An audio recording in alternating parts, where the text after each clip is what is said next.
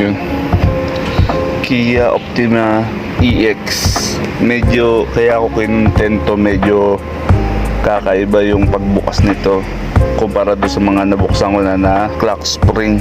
Kaya sakali baka mamaya may mahirapan din magbukas nito, alam na tuturo ko kung paano bubuksan to. Hindi katulad nung mga ibang lock spring na dito sinusundot sa may tagiliran, saka yun nandito sa tagiliran yung lock na itong busina na to, itong airbag na to. Ito sa ilalim bubuksan. Mas maganda kung bubuksan muna to. So buksan ko muna to, itong body niya sa ilalim. Yan. Bali binuksan ko rin to lower cover kasi hindi ko to mabaklas. Ito yung body ng steering. Kapag hindi ko to binaltak, bali may dalawang tornilyo dito sa may gilid, tanggal din tong cover na to. Mahirap siya paano buksan yung ibang mga clock spring, kaya sana makatulong to sa inyo paano nyo mabubuksan tong steering wheel. Tapos ngayon sisikwatin natin ngayon dito. Ayan. Sa ilalim yan, ito sa ilalim. Ayan. Bali tatlo yan, tatlo. Bali yan, nasikwat ko na.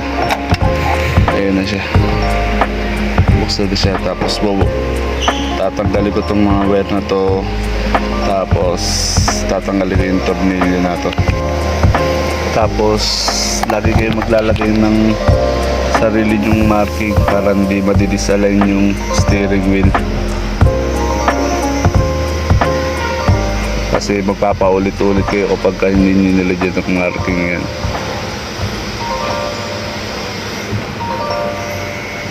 Yan. Okay, yan. Bali natanggal na rin yung steering. And ito na yung clock spring. Bali may tatlong lock lang yan dito. Saka ito kabilaan, saka itong isa sa taas. Kakamayin nyo lang yan. Kamay lang. Bukas na yan. Tapos yung socket, bunutin nyo dito.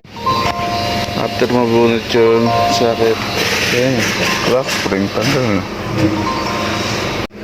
Ito kadalasan nagiging problema kapag nawawala yung busina, itong mga control dito sa manubela, saka warning ng airbag.